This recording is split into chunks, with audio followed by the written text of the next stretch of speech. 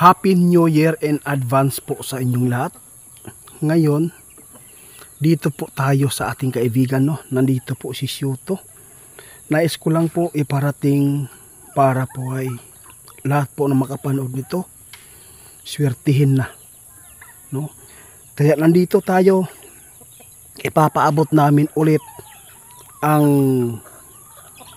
swerte na para po ihanda sa pitsa 1 ng January. Nandito tayo para po nais kong kayo ay matulungan kung paano gawin. Before tayo sasalubong, ito po ang bawal na inyong ihanda sa inyong bahay at bawal ito gawin sa pagsalubong natin sa New Year. Kaya pakinggan po ninyo ang ating pakikipag-usap sa ating kaibigan na si Shuto. Kaibigan, advance Happy New Year. Maraming salamat dahil po ikaw po yung nandito. Kumusta na po kayo? Malapit na po, ilang ilang oras na lang po yung sasapitin po para po ay magbagong taon na. Nandito po ako kaibigan dahil po ay marami pong naghahabol na ipatanong sa inyo kung paano swertihin sa negosyo at sa kanilang pamumuhay at saka kung ano ang dapat po daw gawin, ihanda sa tuwing sasapit po ang alas 12 at saka pitsa 1 ng January. Kaya gusto kong malaman po inyo kaibigan para po matulungan natin yung iba na gusto po sanang magkaroon po ng biyaya, swerte. Sige po, makinig tayo.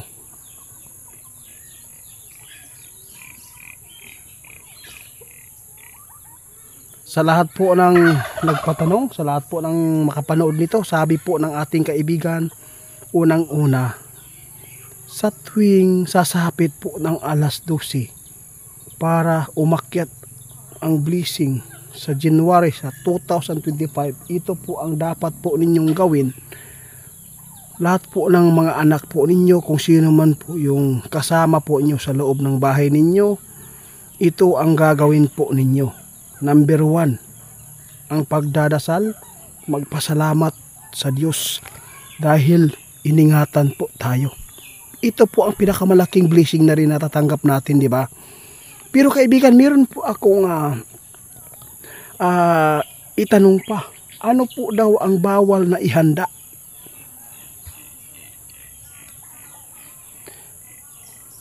Ang sabi ng ating kaibigan guys, walang bawal na pagkain.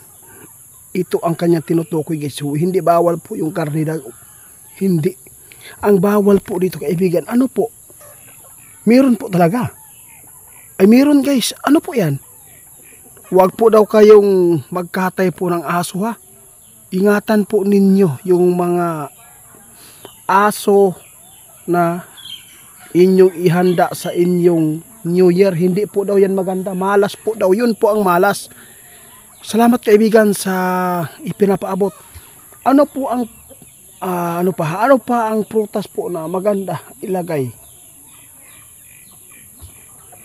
Hindi po yan pampaswerte guys yung prutas, pero mas maganda meron kayong nailagay at least po ay sa pamamagitan po sa inyong blessing noon nagkaroon kayo ng inilagay po na prutas po doon sa inyong misa.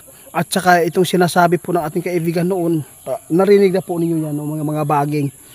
At saka yung bunga ng kahoy na tulad po ng bliss tree, yun po ang pinakamaganda kasi sign na po at mitsa na po talaga ng swerte kapag meron kayo niyan, di ba? At saka unang-una para swertihin tayo, magdasal ha. Kaibigan, ano po ang gagawin sa pitsa 1? Kasi gusto kong balikan natin kasi sabi po ng iba, bawal po daw magtapon ng pagkain. Sabi po ng ating kaibigan guys, huwag po niyong itapon kung hindi pa napapanis. Ibibigay lang po ninyo sa inyong mga kapitbahay kung sakali man wala silang mga handa. Ito lang po talaga ang pinakamaganda. At saka meron po kaibigan, okay lang po ba na gumastos? Kung sabi ng ating kaibigan, kung sino po ang gusto magbili, kung meron kayong bibilhin po na nagustuhan po ninyo, huwag po kayong mag-alinlangan, bilhin po inyo, no? Hindi naman po talaga yan bawal. Ang masama lang po doon, kung meron maghihingi sa inyo ng pagkain o kunting pira kapag pitsa uno, huwag po natin adamutan, kundi bigyan po natin kahit maliit, kahit kunti, basta nanggaling po daw sa puso. Yun po talaga ang tunay na pagbabago. Yun po talaga ang magandang gawin para swertihin. At saka huwag tayong makalimot sa pagdadasal lagi, no? Hindi lang po sa New Year tayo ay magdasal lagi, no? Sa tuwing tayo matulog. Kaibigan, meron po akong ipaabot sa kanila tungkol po sa sinasabi po nila na ano po daw talaga ang pwedeng gawin sa New Year, sa salubong po ng New Year. Unsa daw ang maayo buhaton para gikay daw sila sa disgrasya. Oh, sa lahat po na makapanood nito, sa lahat po ng mga lasinggero dyan, basensya na kayo ha. Sabi ng ating kaibigan, sa lahat po ng mga lasinggero na nasasanay na sa pag-iinom kapag sumasalubong po ng New Year, ito po pagkatatandaan po niyo, kung uminom po daw kayo para swertihin po yung pamilya ninyo, para hindi po mabulabog, huwag po kayong uminom ng nalalasing kayo. Okay lang uminom kapag yun lang maliit, di po masyadong lasing talaga, no? Para yung pamilya po ninyo, mapangunahan po ninyo ng mabuti. At saka bawal ang paputok, di ba? Maraming nadidisgrasya sa paputok, kaya pakakatandaan po natin ang sabi ng ating kaibigan. Ulitin mo kaibigan, ang unsa man yun ang pinakaswerte na gawin para kayo ay swertihin sa negosyo. Ito. Sabi ng ating kaibigan, gusto po niyong swertihin, ito po ang kanyang ipagawa. Magdasal kayo lagi at huwag kayong magpasobra ng presyo at huwag mangloko sa kapwa para ang blessing ay aakyat po sa inyong kung meron kayong mga negosyo guys, no? At saka kaibigan, maraming salamat sa iyong pagtugon po sa mga katanungan po ng iba, kasi gusto ko din po na ibahagi ang mga nalalaman po ninyo bilang kayo ay elemento para po ay sa lahat po na makapanood dito ha, may time, may panahon darating ang swerte sa inyo kapag ito ay tuparin po ninyo, no?